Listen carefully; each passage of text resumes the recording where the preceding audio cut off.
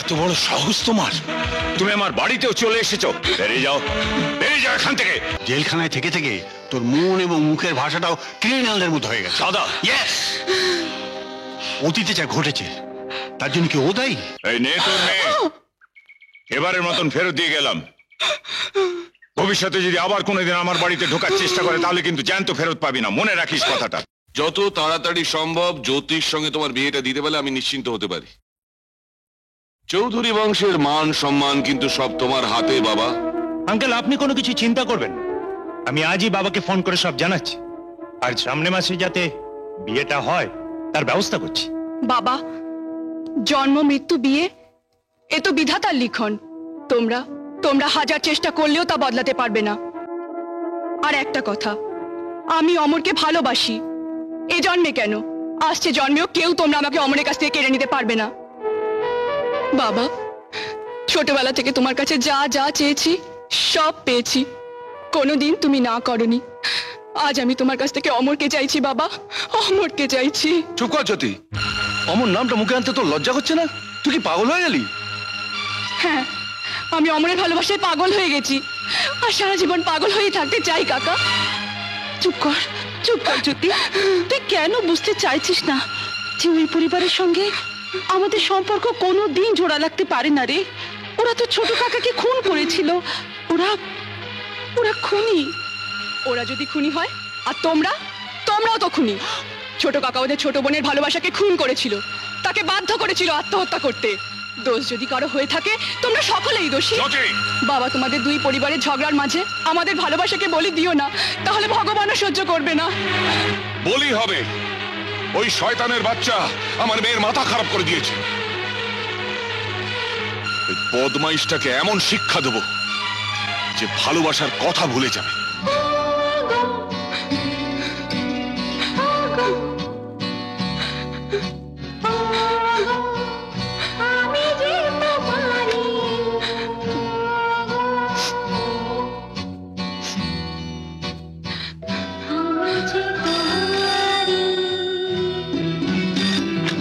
Hello জ্যোতি, হ্যাঁ আমি অমর বলছি। অমর, অমর তুমি আমাকে এখান থেকে নিয়ে চলো অমর। প্লিজ প্লিজ জ্যোতি, একটু বোঝার চেষ্টা করো জ্যোতি।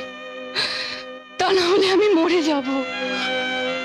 না না, তোমার যদি কিছু হয়ে যায় তাহলে আমি পাগল হয়ে যাবো জ্যোতি। জ্যোতি প্লিজ আমার কথা শোনো, তুমি ওরম পাগলামো করো না জ্যোতি, প্লিজ। তোমাকে আমার ভীষণ দরকার অমর, আমি তোমার সঙ্গে দেখা করতে চাই। আমাদের বাবা মা নিজেদের স্বার্থের জন্য আমাদের ভালোবাসাকে কোনোদিন মেনে নেবে না অমর।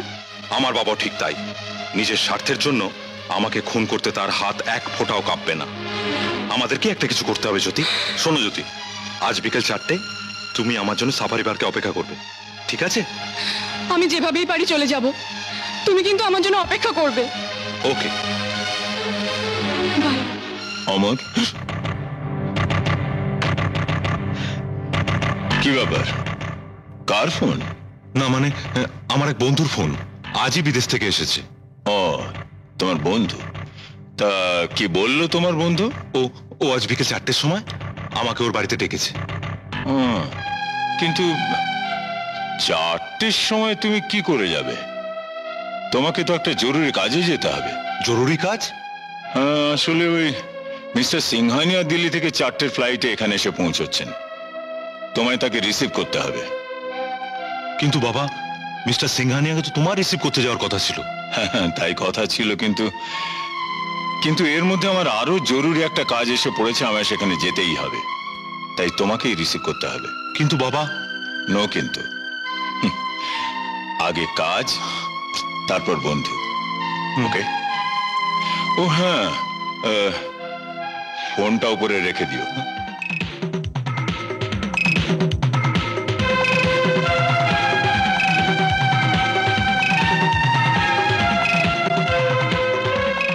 তুমি যার জন্য অপেক্ষা করছো সে আর আসবে না।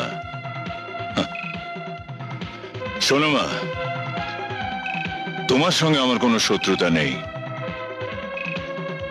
কিন্তু তোমাদের পরিবারের প্রতিটি লোককে আমি ঘেন্না করি, আর তাই তোমাদের পরিবারের কোনো লোকের সঙ্গে আমাদের পরিবারের কোনো সম্পর্ক কোনো দিনই হতে পারে না।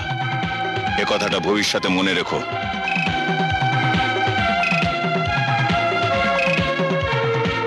ভুলে যাওয়া আমার পক্ষে সম্ভব নয় বাবা, জ্যোতিকে আমি ভালোবাসি। তোমাদের ভালোবাসার আমার কাছে কোনো দাম নেই। সূর্যকান্তের বাড়ির মেয়ে এ বাড়িতে বউ হয়ে আসবে না। No, never. বেশ, জ্যোতির যদি এই বাড়িতে বউ হয়ে আসায় তোমাদের কোনো আপত্তি থাকে, তাহলে আমি এই বাড়ি ছেড়ে চলে যাচ্ছি বাবা। অমর, তোর লজ্জা করলো না বাড়ি ছেড়ে যাবার কথা মুখে আনতে?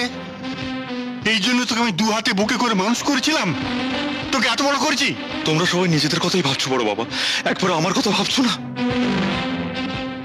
একটা কথা খুব পরিষ্কার করে বুঝে নাও অমর, ওই মেয়েটিকে তোমায় ভুলতেই হবে।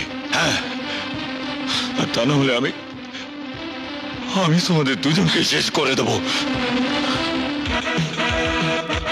দেখি, তুমি এত বড় সাহস তোমার, তুমি আমার বাড়িতেও চলে এসেছো। বেরিয়ে যাও, বেরিয়ে যাও এখান থেকে, নির্লজ্জ বেহায়া মেয়ে কোথাকার। কোথায় যাব? কার কাছে যাব? আমার যে সবকিছুই এখানে। আপনারা কেন বুঝতে পারছেন না? আমরা দুজনে দুজনকে ছাড়া বাঁচতে পারবো না। অমর ঠিকই বাঁচবে, মরতে হয় তুমি মরবে। হ্যাঁ, যেমন ভাবে পদ্মা মরেছে। এসব তুমি কি অলক্ষণে কথা বলছো? ঠিকই বলছি, আর সেটাই হবে সূর্যকান্তের উচিত শিক্ষা। বাহ বাহ বাহ, অপূর্ব। জেলখানায় থেকে থেকে তোর মন এবং মুখের ভাষাটাও ক্রিমিনালদের মতো হয়ে গেছে। দাদা, ইয়েস, অতীতে যা ঘটেছে তার জন্য কি ও দায়ী? ভদ্রলোকের বাড়িতে একটা মেয়ে এসেছে, তাকে তুই যা মুখে আসছে তাই বলে অপমান করে যাচ্ছিস। কি ভেবেছিস তুই আমি মরে গেছি? হ্যাঁ, যা যা, ওকে সসম্মানের ওর বাবা মার হাতে তুলে দিয়ে আয়, সেইটাই হবে ভদ্রলোকের মতো কাজ।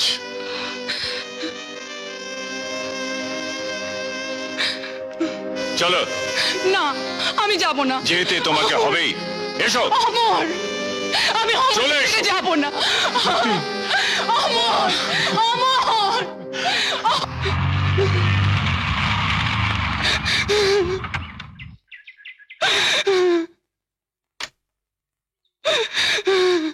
এই নে তোর মেয়ে, এবারের মতন ফেরত দিয়ে গেলাম। ভবিষ্যতে যদি আবার কোনোদিন আমার বাড়িতে ঢোকার চেষ্টা করে তাহলে কিন্তু জ্যান্ত ফেরত পাবি না, মনে রাখিস কথাটা। যদি সেই করুণ আর্তনাদ এখনো আমার কানে বাজছে। ও অমর অমর বলে চলে গেল, অথচ আমি চুপ করে দাঁড়িয়ে থাকলাম। তু হাত বাড়িয়েও তাকে আমি ধরতে পারলাম না। অমর, তুই ভীষণ স্বার্থপর হয়ে গেছিস রে। আমি স্বার্থপর হয়ে গেছি? হ্যাঁ, তুই স্বার্থপর হয়ে গেছিস অমর। মিথ্যে তোর ওই ভালোবাসা। একদিন আমি তোকে নিষেধ করেছিলাম ওই পরিবারের সঙ্গে কোনো সম্পর্ক রাখতে, আর আজ আমি তোর কাছে হাত জোর করে জ্যোতির ভালোবাসা ভিক্ষা চাইছি। একটা কথা মনে রাখিস অমর, কাউকে খুশি করতে গিয়ে অন্য কাউকে দুঃখ দিলে ভগবানও সহ্য করবেন না। এরকম আরো অনেক সিনেমা দেখতে হলে ডাউনলোড করুন ক্লিক অ্যাপ।